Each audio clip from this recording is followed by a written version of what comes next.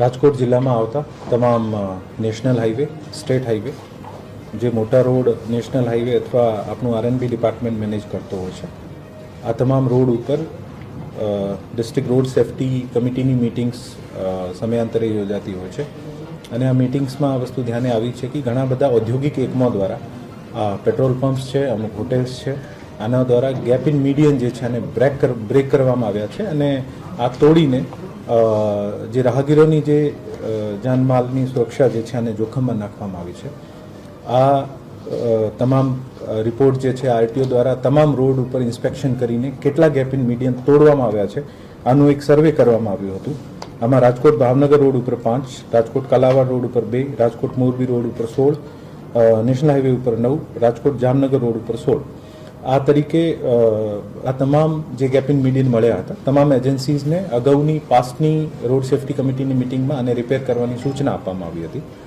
આ રિપેર કર્યા પછી પણ અમુક માણસોએ ફરીથી આને તોડવાનું સાહસ કર્યું છે અને જેથી ડિસ્ટ્રિક્ટ રોડ સેફ્ટી કમિટીએ નક્કી કર્યું છે કે આ તમામ માણસો ઉપર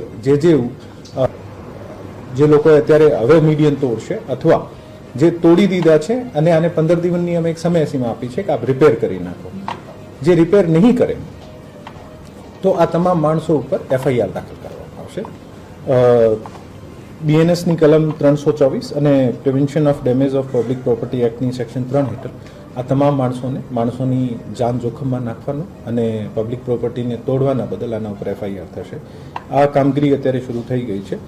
રાજકોટ ભાવનગર રોડ ઉપર 5 મીડિયનની એક એફઆઈઆર ઓલરેડી અમે કરી દીધી છે. 5 મીડિયનની સંયુક્ત એફઆઈઆર કરી છે અને આમાં ઘણા બધા મલ્ટિપલ વ્યવસાયિક એકમ છે અને જૂનોથી તોડેલું છે, જેથી ચોક્કસ માણસ કોણ છે ખબર નહીં કરી શકાય. તો એક નનામી એફઆઈઆર દાખલ કરવામાં આવી છે.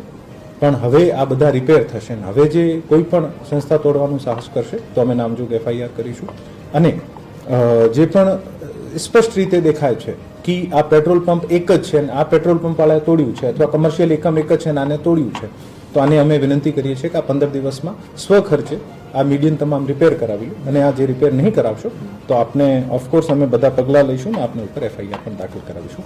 મારા રાજકોટના પણ તમામ નગરજનોને વિનંતી છે કે આપણે પણ ઘણા બધા મીડિયનને બ્રેક કરીને અને સમય બચાવવા માટે અથવા જલ્દબાજીમાં એવું કરતા હોઈએ છીએ અને આના કારણે ખૂબ એક્સિડન્ટ બને છે. આપણી જીવન જે છે અમૂલ્ય છે, એવું નહીં કરીએ.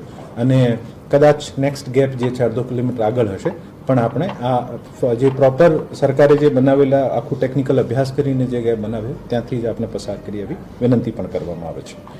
અમુક રિક્વેસ્ટ પણ મળી છે ગામડાઓ દ્વારા કે અમારે ગામમાં જવાનો રસ્તો છે, આ તમામ જે અમુક જોડતો રસ્તો છે ત્યારે કદાચ મીડિયન ધ્યાનમાં નહીં લેવામાં આવે અને અત્યારે બ્રેક થઈ ગયું છે, એવા પણ કેસીસ મળ્યા છે, ખાસ કરીને જામનગર રોડ ઉપર.